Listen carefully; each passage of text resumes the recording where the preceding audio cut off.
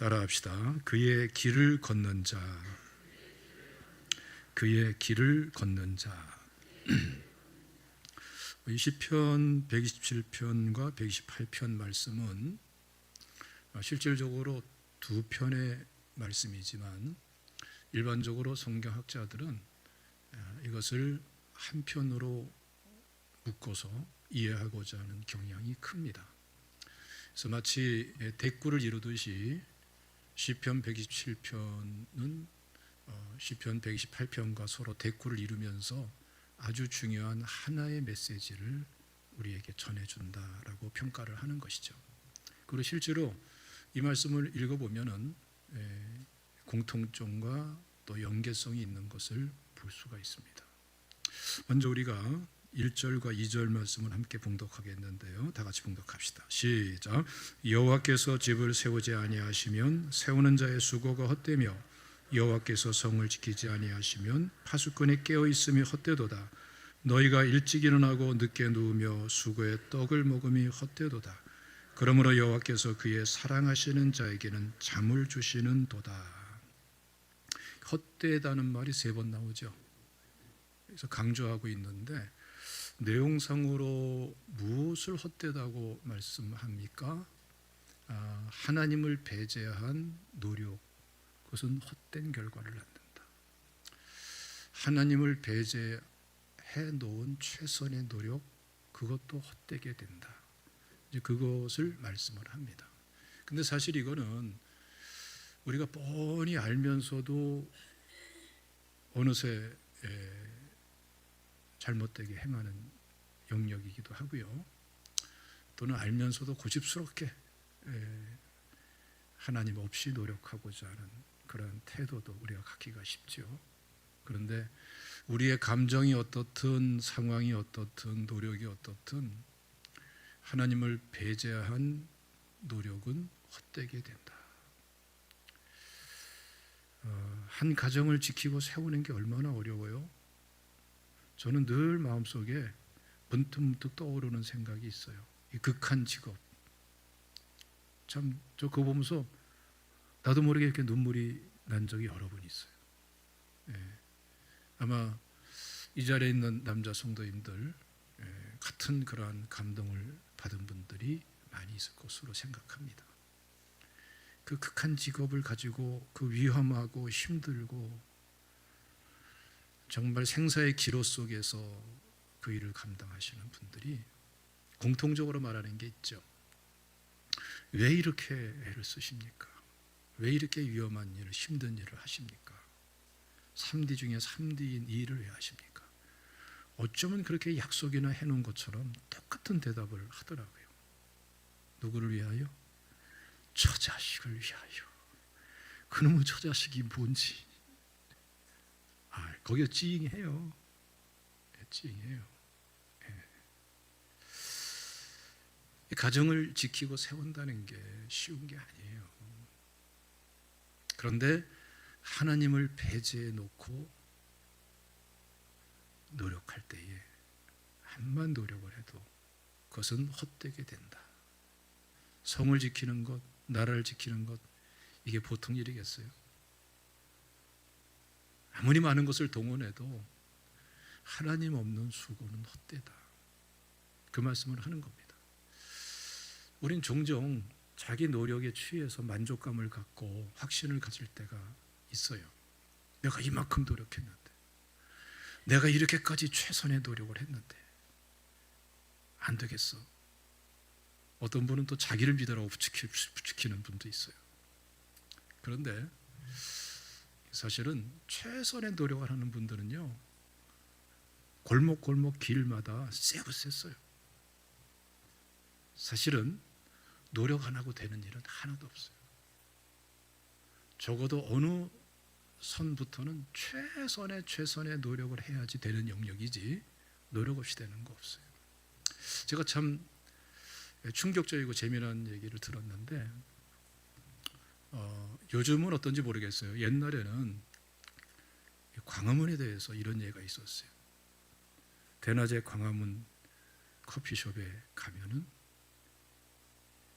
사장님, 국장님, 부장님 이러면서 서로 그렇게 호칭하면서 앉아 있는 사람들이 그 커피숍에 수두룩하다는 거예요. 어쩌면 그렇게 광화문에 그런 사람들이 모여 있는지. 그런데 다는 아니지만 상상 이상으로 많은 사람들이, 그 중에 많은 사람들이 사실은 사기꾼이래요. 서로 사장님이라고 불러주고. 근데 왜 그렇게 광화문에 모여 있느냐? 어떠한 건수가 딱 생기면은 거기가 인력 시장이 되는 거예요. 사장님 역할 할 사람 누가 잘하더라, 공무원 역할 하던 사람 누가 잘하더라, 이게 쫙 짜여져 가지고 사기 당할 사람이 생각하고 확인하려는 그 자리에 미리 가 있는 거다. 그러니까 안 당하는 게 기적일 정도로 치밀하고 철저하게 아주 조직적으로 사기 행각을 벌인다는 거죠. 근데 더 충격적인 게 뭔지 아세요? 그 방면에 전문가들이 또 있어요. 예? 그런 사람들을 연구하고 파헤치고, 그 심리학 계통에 있는 사람들, 수사 계통에 있는 사람들, 그분들이 하는 얘기가 더 충격적이에요. 그분들이 그렇게 조직적으로 사기 행각을 해가지고 한 사람이 완전히 모든 것 다 잃어버리고 파산이 돼버리고 평생 노력한 것이 한순간에 다 허사가 되는데, 정작 그 사기친 사람들은 양심의 가책을 갖는지 안 갖는지, 여러분 어떨 것 같아요? 돌아가는 흐름을 보면, 눈치껏 보니까 양심의 가책을 안 갖는다는 것을 말할 것 같은데, 또 한쪽으로는 설마 그런 짓을 하고서 사람은 이상 양심의 가책을 안 갖겠는가, 이런 생각이 있죠. 놀랍게도, 정말 놀랍게도 양심의 가책이 없대요. 근데 왜 양심의 가책을 안 갖느냐가 또 이게 더 놀라운 일이야. 도덕성을 뛰어넘어서 그분들은 어떻게 생각하냐 하면은, 나는 내 분야에서 최선의 노력을 했다는 거예요. 난 노력해가지고 정당한 대가를 받았다는 거예요. 그런 식으로 경제 구조를, 상관관계를 이해하고 내 노력의 대가를 받은 거다라고 해석해버리니까 양심이고 뭐고 없죠. 여러분, 다 노력해요.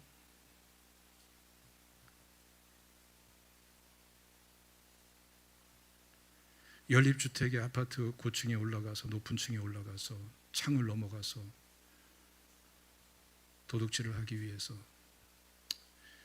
얼마나 노력을 많이 하는지 내가 신문 기사를 읽은 적이 있어요. 여러 해 전에.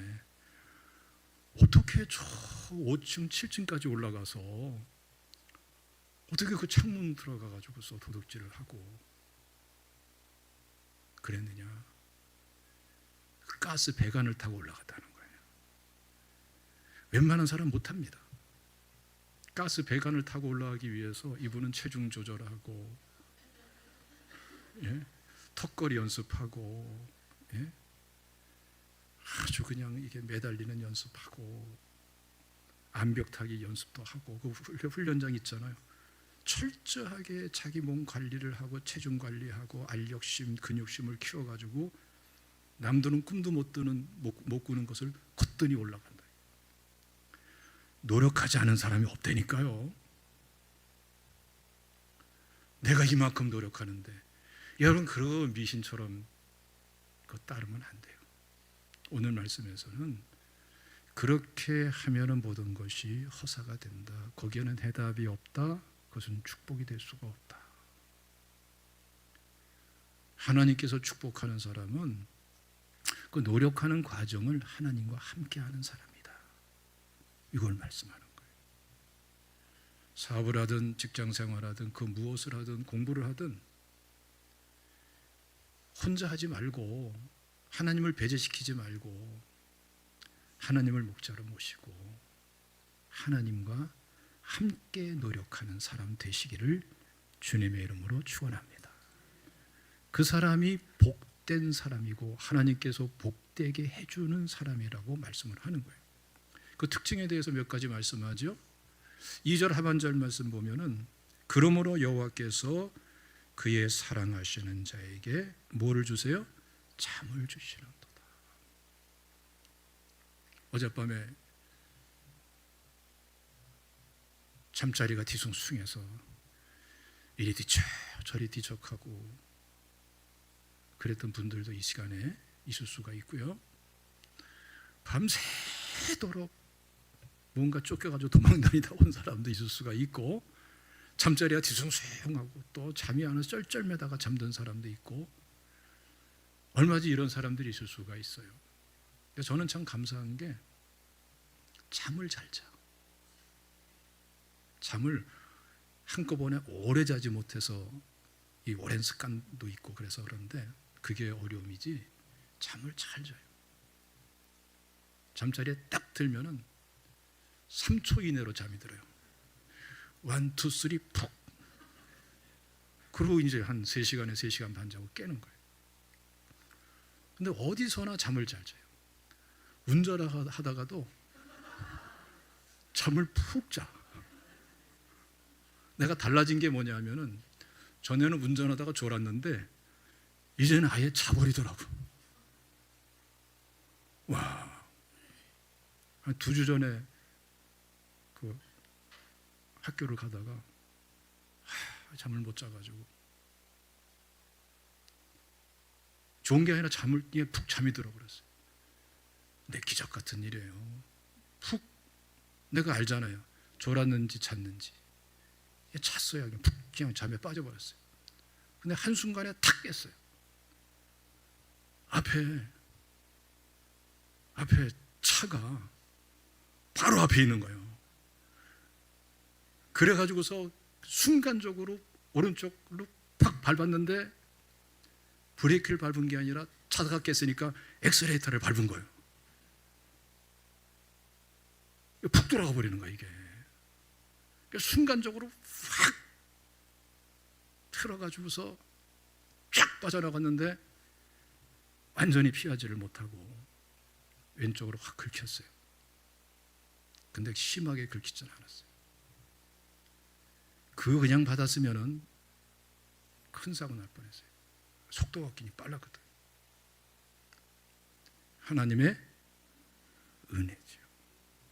더 큰 은혜가 뭐냐면은 그래서 전화번호 적고 이제 그랬는데 그분이 그래요. 이거 내가 뭐 이 정도면 그냥 내가 해결할 수 있는데 회사 차라서 참 어떻게 할지 모르겠어요. 일단 사장님께 말씀드리겠습니다. 그러더라고요. 전화가 왔어요. 사장님이 일본에 출장 가서 며칠 기다려주세요. 진짜 은혜로운 게 뭐냐면은 아직까지 연락이 안 와. 전 감사가 돼. 연락이 안 와요. 아주 안 올 것 같아. 기도해 주세요.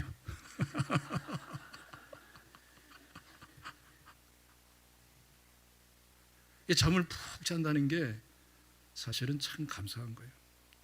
저는 그래서 운전하다가 이게 막 이거 안 되겠다. 분명히 이 상태면은 졸음운전하겠다. 그러면 어떻게든지 가능한 잠깐이라도 10분이라도 차를 빼서 안전한 데 세워놓고 10분이라도 잠깐 풀고 가거든요. 그럼 시계 딱 맞춰놓고 10분간 딱 이렇게 기대가지고 딱 잘라 그러면은 잠이 팍 와요. 그럼 10분 후에 딱 깨서 딱 가는 거예요. 할렐루야. 잠자는 것에 대한 스토리였습니다. 사랑하시는 자에 잠을 준다는 것은 사실 무슨 뜻이에요? 이걸 통해서 설명하는 것은 평안을 주신다는 거예요. 잘라고 그러는데 하루 동안에 일들을 돌이켜 보니까 상처둔 일 또는 저질러 버린 일, 자기도 모르게 실수한 일, 그것에 대한 결과가 확 몰려오면 어때요? 잠자기 어렵죠. 이리 뒤쳐 저리 뒤쳐 끙끙거리게 되죠. 그런 거 뛰어넘어서 평강을 주신다는 거예요. 예? 이게 사랑하시는 사람에게 주시는데 사실은 그 사랑하시는 사람, 하나님이 사랑하시는 그 사람은 어떤 사람이에요? 혼자 자기 힘으로 노력하고 힘쓰고 하다가 일 저지르는 사람이 아니고 하나님과 함께 노력하는 사람. 그 사람은 하나님이 사랑하는 사람이요, 그 사람은 심령의 평안을 누릴 수 있도록 하나님이 축복해 주신다는 거예요. 할렐루야. 이 평안은 실질적인 신앙생활 속에 있는 것입니다. 그리고 하반부 내용은 자녀에 대한 축복이죠. 다음 세대 자녀들에 대해서 안절부절하는 사람도 많고 이래서 되겠나 싶기도 하고 언제까지 별 생각 다 할 수 있습니다만은 그런 고민할 게 아니라 뭘 노력해야 되겠어요? 지금 오늘 하루에 노력하는 하루하루의 삶을 하나님과 함께 노력하는 것. 그러면 축복은 하나님이 주시는데 다음 세대 자녀들에 대한 축복도 하나님이 주신다는 것을 말씀해 주시는 것입니다. 그래서 구체적으로 어떻게 하나님과 함께 노력하는가, 그것을 128편 1절에서 아주 구체적으로 말씀을 해요. 한번 다 같이 읽어보겠습니다. 시작. 여호와를 경외하며 그의 길을 걷는 자마다 복이 있도다. 여호와를 경외한다는 말씀이 굉장히 중요한 말씀이죠. 그러니까 실질적으로 여호와를 경외하는 것이 지식의 근본이라고 그랬고 또 지혜의 근본이라고도 말씀을 해요. 그런데 그 지혜와 지식이 어떤 식으로 적용돼서 그것이 축복이 되는가? 이 경외한다는 말씀을 보면은 이 전도서 8장에 이렇게 말씀합니다. 13절 말씀 보면은 악인은 잘 되지 못하며 장수하지 못하고 그날이 그림자와 같으리니 이는 하나님을 경외하지 아니함이니라. 그러니까 악인에 반대되는 용어로서 하나님을 경외하는 자, 이렇게 대비시키는 거예요. 악인과 악과 반대가 하나님을 경외하는 것, 하나님을 경외하는 사람이에요. 그래서 욥기 1편 1절을 보면은 욥에 대해서 말씀을 하죠. 우수 땅에 욥이라 불리는 사람이 있었는데 그 사람은 온전하고 정직하여 하나님을 경외하며 악에서 떠난 자더라. 그러니까 악에서 떠나는 지혜. 그래서 지혜가 진짜 축복된 지혜가 돼요. 간교한 지혜, 뱀과 같은 하와를 유혹시킨 그러한 뱀과 같은 지혜가 아니라, 간교한 지혜가 아니라 하나님의 축복을 가져오는 지혜. 쓸데없는 지식이 아니고 하나님의 축복을 받을 수 있는 지식. 왜 경외를 통해서 이러한 지식과 지혜가 축복으로 열매로 맺어지느냐? 하나님을 경외함으로써 악과 분리돼요. 악과 떠나요. 그러니까 우리가 노력하는 것이 하나님을 배제하는 것이 아니라 하나님을 경외하면서 노력할 때에 악은 떠나가고 지혜는 축복이 되고 지식도 축복이 되고 그런 의미에서 참 지혜와 참 지식이 되는 거예요. 이렇게 되기를 사모하는 여러분 되시기를 주님의 이름으로 축원합니다. 그래서 여호와를 경외하며 그의 길을 걷는 자마다 복이 있도다. 이게 참 흥분할 일이 뭐냐 하면은 특정한 사람만 복이 있는 것이 아니고 우리 크리스찬들 누구든지 간에 하나님을 경외하기만 하면은, 그래서 그 길을 걷기만 하면은 김씨든 박씨든 이씨든 키가 작든 뭐 키가 크든 뭐 돈이 많든 뭐 스펙이 좋든 어떻든 다 상관없이 하나님은 그 사람을 복되게 하시고 하나님께서 그 사람의 복을 내려주신다는 거예요. 그러니까 이게 알고 보니까 복받는 길이라 이것을 말씀하고 있는 것입니다. 자, 그래서 하나님을 경외하며 하나님을 경외함으로 그의 길을 걷는 게 무엇인가를 우리가 잘 알아야 되겠어요. 우리가 성경적인 예를 보면은 다윗을 볼 수가 있죠. 다윗의 전체 삶 속에서 다윗이 힘들었던 적이 많고요. 다윗을 힘들게 한 사람들이 많아요. 사울왕이 있지요. 가까운 사람 중에 압살롬도 있죠. 아들인데 반역을 했어. 요압도 있죠. 다윗의 오른팔인데 나중에는 반역에 가담을 해. 근데 그 외에도 성경을 보면은 이름은 나오지 않지만 다윗을 힘들게 한 사람들이 몇 명인지 셀 수도 없을 정도로 많이 있어요. 어떤 사람은 다윗을 모함하고, 어떤 사람은 그 세치혈을 가지고 그냥 비방해야 되고, 어떤 사람은 그냥 배신해 가지고서 그냥 다윗을 대적하고, 편안할 적에는 그냥 다윗 편인 것 같았는데 사건이 터지니까 원수의 편이 돼서 다윗을 대적하고 배신하고, 별일이 다 있어요. 다 있어요. 근데 그 중에서도 진짜 힘들게 한 사람이 누구예요? 사울왕을 우리가 꼽을 수가 있어요. 너무나 장기간 동안에 너무나 극단적으로 실질적으로 죽이려고 군사를 몰고 쫓아다니던 사람. 그런데 다윗에게 사울왕을 죽일 수 있는 기회가 몇 차례 오지요. 이게 참 희한한 일이에요. 죽일 수 있어요. 죽일 수 있는 명분도 있어요. 조건과 상황이 다 주어졌어요. 주변에서 다윗의 부하들이 단칼로 그냥 베십시오, 하나님이 주신 기회입니다, 해석까지 해주는데 그 말도 맞는 데가 있어요. 그냥 칼로 찔러버리면은 원수도 같고 자기는 대번의 왕이 될 수도 있어요. 그런데 다윗은 사울을 안 죽이죠. 그러면서 이렇게 얘기를 합니다. 사무엘상 24장 6절 말씀 보면은 내가 손을 들어 여호와의 기름 부음을 받은 데 줄을 치는 것은 여호와께서 금하시는 것이니 그는 여호와의 기름 부음을 받은 자가 됨이니라. 무슨 말씀입니까? 명분이나 내용이나 상황이나 처지나 그동안에 당한 거나 모든 걸 다 뭘 보더라도 사울왕을 죽이는 게 당연하고 정당성이 있어요. 내가 옳아요. 저 사람은 악하고 나는 선했어요. 나는 충성했고 저 사람은 이용만 해먹었어. 그리고 죽이려고까지 해. 이 선에서 보면은 죽여 마땅하고 죽여야 옳은 것처럼 돼버려요. 그런데 한 가지가 남아있어요. 다윗에게는. 다윗은 하나님을 경외할 줄 아는 사람, 하나님께 대한 거룩한 두려움이 무엇인가를 아는 사람.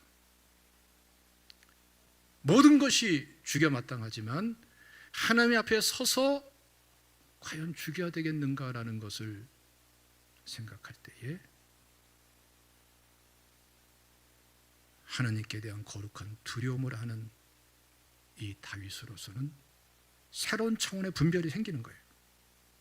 하나님이 진짜 원하는 것이 무엇인가를 깨닫게 되는 거예요.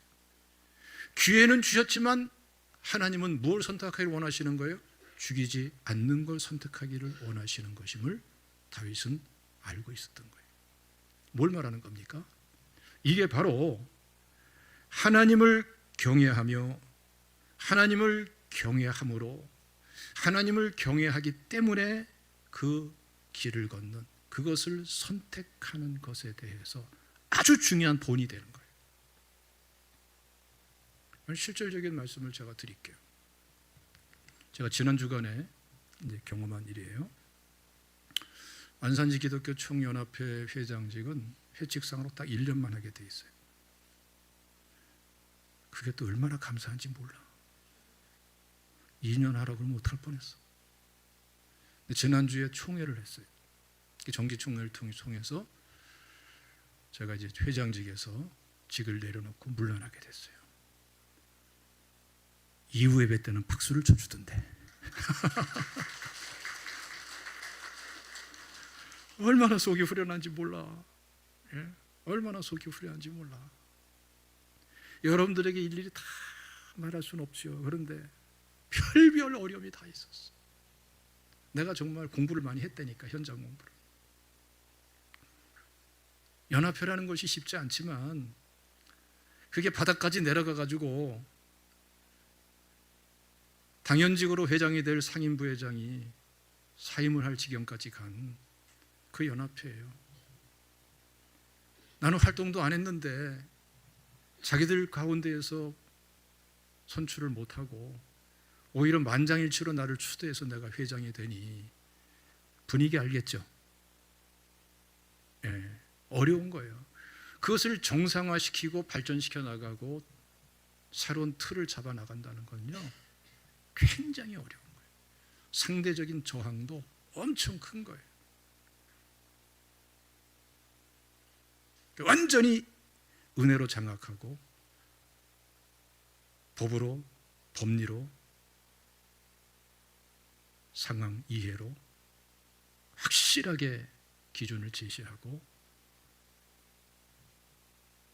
끌어가지 않으면 안 되고, 그래도 어려운 일이 많아. 근데 그 중에서도 항상 더 센 사람들이 있어. 진짜 골치 아픈 사람이 있더라니까. 예? 나한테 직접은 못 그래요. 한 번도 나한테 직접 한 적이 없어. 왜냐하면 같이 얘기 나누면 자기가 틀린 게 자꾸 드러나니까. 같이 얘기 나누면 회칙상으로 이게 이렇지 않다라는 것이 자꾸 드러나니까. 나한테는 한 번도 나서서 얘기를 하잖아. 뒤에서 온갖. 근데 그런 사람들의 특징이 뭐냐면은 자기가 저지른 일이 자기의 올무가 되고 자기가 저지른 일들이 함정이 돼요. 그렇게 하다 보면 그게 다 자기한테 사실은 자기를 자해하는 것이 돼버려요. 주변 사람들이 좋아하겠어요? 말하자면은 여러분 3번씩이나 완전히 매장시킬 수 있는 기회가 있었고 그거를 다 사랑으로 은혜로 감싸주고 회복시켜주고 그래왔어요. 총회를 앞에 두고 또 문제를 일으키는 거예요. 그러니까 이제 막 주변에서 회기가 받기 전에 이거 좀 해결해 달라고. 다음 회기를 위해서도 이러면 안 된다. 나도 보기에 이건 뭐 1년 반 동안 회장 되기 전부터 상임부회장부터 얼마나 힘들게 하는지, 예? 별일이 다 일어나고 있으니까 이건 도무지 안 되겠다. 더군다나 3번째가 아니냐. 회기가 바뀌기 전에 해결해야 1년 동안 세워놓은 것이 연계성을 갖추고 공신력을 회복하고 나가지 않겠는가. 정상화된 연합회가 되지 않겠는가. 어느 한때 그런 생각 퍽퍽 드는 거예요. 또 요청들도 막 하고. 그래가지고 사태가 심각해지니까 이제 또 진경 회장님들이 우리 긴급하게 모입시다 해가지고서 또 한쪽에서는 나한테 이 문제를 완전히 해결할 수 있도록 준비 좀 해달라고, 자료 준비해달라고. 그래서 A4 용지 2장 반 해가지고서 다 내용과 근거를 쫙 해가지고 다 준비해가지고 누런 봉투에 다 담아가지고 서류화 시켜가지고서 착 참석을 했어요. 그거 펼쳐놓으면 이 사람은 이제 그야말로 매장이 되는 거예요. 근데 가면서 참 마음이 안타까워요. 꼭 이래야 되는가? 다른 해결은 없는가? 참 안타깝죠. 그리고 회의를 참석했는데 한 번씩 전부 이렇게 사회 보시는 분들이 의견을 좀 내놓으라고 그러더라고요. 근데 참 그 연세 많은 그 진경 목사님들이 한 서너 분이 그런 얘기를 하더라고요. 우리가 그래도 은혜로 감싸고 갑시다. 은혜로 감싸고 갑시다. 또 한쪽에서는 안 된다는 발언들을 하고, 당사자는 내 왼쪽 옆에 앉아 있고, 완전히 도마 위에 올라 있는 거지. 그렇죠? 제가 이제 맨 마지막 발언 해달라고 그래가지고 사실 많이 힘들었습니다. 걱정도 많이 됩니다. 오면서 기도도 하게 됐습니다. 나 자료 다 준비하고 왔습니다. 내 앞에는 그 서류 봉투가 있었으니까. 그런데 우리 연로하신 진경 목사님들 말씀이 참 제 마음에 참 감동이 됩니다. 우리가 어떻게 하든지 간에 사람 살면서 문제는 얼마든지 있는데 우리가 은혜로 풀어가야지 되지 않겠습니까? 나도 갈등하고 힘들어하면서 준비까지 해갖고 왔지만 접겠습니다. 이거 다 덮어버리겠습니다. 은혜로 해결하면 좋겠습니다. 그래가지고 다 덮어버렸어요. 그랬더니 이분은 알죠. 10년 감수한 거지. 예. 왜 그러냐면은 내가 하면 확실하게 다 근거를 가지고 얘기하는 거 알거든. 이건 내 앞에서는 얘기 못하는 거예요. 근데 희한한 일이 벌어졌어요. 이게 이제 참 재미난 일이고 오늘 본문 말씀과 그대로 맥이 통하는 말씀인 내용인데, 총회를 앞에 두고 총회 자료를 준비하거든요. 총회 의사 자료, 책자를 만드는데 제가 월요일 날 새벽에 뭔가 확인해야 되겠다 싶어가지고서 쭉 보니까 서류가 잘못됐어요. 그건 이제 서기가 준비하고 사무총장이 확인하고 또 나도 확인하고 이렇게 하는데, 이게 전 회기 서기, 그 다음에 이번 회기 서기, 또 이번에 하도 저거 회가 그러니까 임원 조직을 한 명도 탈락시키지 않고 끌어안고 가기 위해서 재편을 해가지고 다른 분이 서기를 대행하게 됐는데, 그분 사무총장, 이게 쭉 와서 정확하게 처리돼야지 되고 그래야지 총회에 상정되더라도 문제가 안 되잖아요. 그렇지 않으면 이거 완전히 그냥 뭐 엉망진창되고 엄청나게 이제 난처해지는 거죠. 근데 보니까 해칭 내용이 지난 회기 내용과 확 막 섞여 있어. 깜짝 놀라가지고서 그 회의록이 그래가지고서 긴급하게 월요일 날 밤에 내가 학교 갔다 오자마자 다 모여라 해가지고 서기 사무총장 모여가지고 다 정리를 했어요. 그런데 확인 못한 게 뭐냐면은 앞에 부분은 손댈 부분이 아니야. 그건 당연하게 똑같은 내용이 회기마다 오는 내용이거든요. 그러니까 너무 늦은 시간에 모였고 그거는 당연한 거니까 나는 그것까지는 확인을 안 했어요. 그리고 인쇄에 들어가도록 이거 조절하고 인쇄도 집어넣도록 하라고 딱 최종 결정을 해줬는데, 총회 전날 저녁에 나한테 전화가 온 거예요. 누구한테 왔느냐? 그 지독히도 그 말썽을 일으킨 그분한테 전화가 온 거예요. 목사님, 내일이 총회 전날이지만 나를 좀 꼭 만나 주실 수 있습니까? 그러자 이분이 총회에서 문제 일으킬까 봐 걱정도 했는데 어떤 만나자고. 그래서 같이 식사하고 대화를 나누는데 이분이 소리를 꺼내요. 소리를 꺼내는데 총회 의사 자료를 그대로 다 꺼내는 거예요. 그래서 이거 어떻게 했냐 그랬더니 좀 이해를 바란다고 회장님의 허락을 안 받고 본인이 아무래도 자꾸 이상한 마음이 들어가지고, 그런 적이 없다는 거예요. 자꾸 이상한 마음이, 불안한 마음이 들어가지고 인쇄소에다가 전화를 해가지고, 이분도 이제 증경회장이니까 알거든요. 그 파일을 보내달라고 그랬대요. 그래가지고 밤새도록 그걸 봤다는 거야. 했더니 첫 페이지 첫 줄부터 오타가 나고 이상하게 내용이 돼 있고 막 엉망진창이 돼 있는데 한두 군데가 아니야. 그거 그대로 상정하면은 총회는 그냥 발칵 뒤집히는 거예요. 한 20군데 가까이 되더라고요. 그거를 빨간 줄로 다, 이분이 또 군대 또 이 작전과 출신이라 그런 걸 잘한대, 자기 말로는.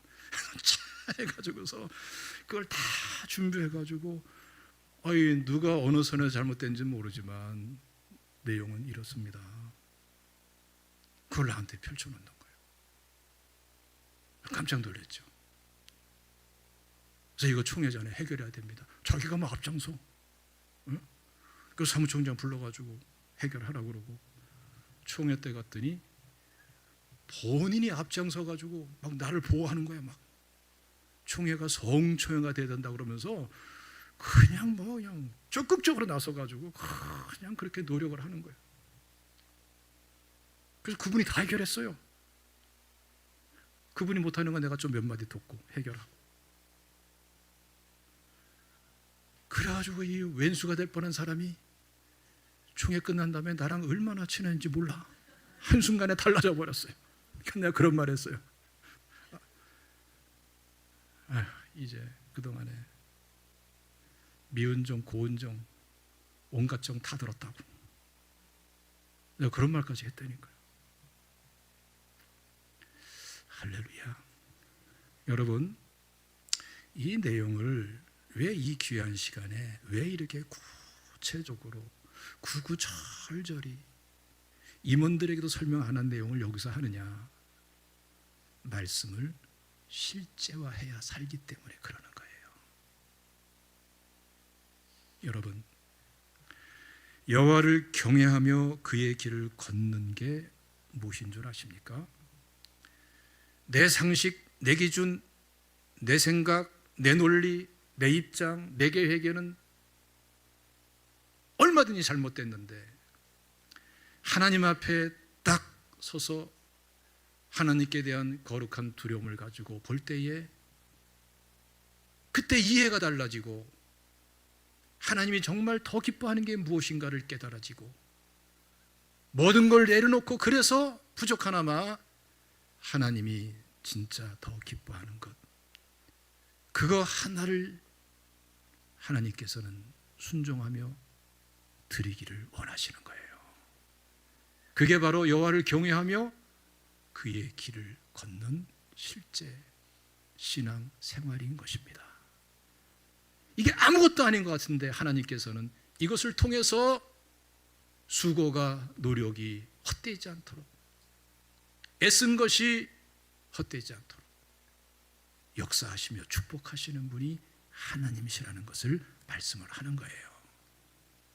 할렐루야. 이번 주간에 이러한 일이 있으시기를 주님의 이름으로 축원합니다. 그래야 하나님을 제대로 알게 되고 말씀을 제대로 알게 되는 거예요. 제가 2주 전에 학술 세미나에 참여를 했어요. 초청받아서 갔는데 그 함태경 교수라는 분이 있어요. 그분이 원래 언론계에서 유명했던 분인데 그분이 또 한쪽으로는 이제 언론계 손 떼고 신학을 공부하고 목사님도 되시고 이제는 이러한 그 영상 매체를 통해 가지고 굉장히 큰 일을 하고 계시더라고요. 엄청난 예산, 어떻게 예산이 준비되는지 몰라도 엄청난 예산을 들일 콘텐츠를 지금 운영하고 있더라고요. 그분이 자기 전문 분야에 입각해 가지고 쫙 이제 논문을 발표를 했어요. 참 의미 있는 논문이었는데 그러면서 진짜 중요한 얘기를 하더라고요. 내가 이렇게 평생을 여기에 바쳤고 그리고 이렇게 지금 엄청난 예산을 들여가지고 이렇게 콘텐츠를 만들고 운영을 하고 있는데 이것은 꼭 필요하고 꼭 정말로 중요한 것이지만 그러나 핵심은 아닙니다. 이러한 영상 매체로 절대로 AI도 절대로 대체할 수 없는 것이 있습니다. 그것은 신앙생활의 실제입니다. 그것을 돕기 위해서 몸부림치는 것이지 신앙생활이 실제 이게 빠져버리면 모든 건 다 허사입니다. 굉장히 중요한 말을 하는 거더라고요. 여러분, 실제가 중요해요. 이번 주에 여러분 이 시편 128편 1절 말씀 붙잡고 기도하면서 씨름해 보세요. 갈등도 생기고 답답함도 있을 수가 있어요. 그러나 하나님을 경외하는 마음, 거룩한 두려움 회복하시고 그 가운데서 내가 무엇을 어떻게 할 것인가, 하나님이 정말 기뻐하시고 원하시는 게 뭔가, 그것을 선택할 수 있는 용기 있는 믿음의 사람 되시기를 축원합니다. 하나님은 그것을 통해서 축복하시겠다고 들어 쓰시겠다고 말씀을 하시는 거예요.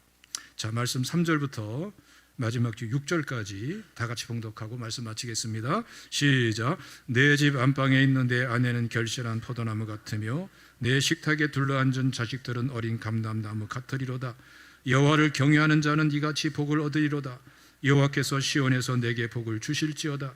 너는 평생에 예루살렘의 번영을 보며 내 자식의 자식을 볼지어다. 이스라엘에게 평강이 있을지로다. 아멘. 기도하겠습니다.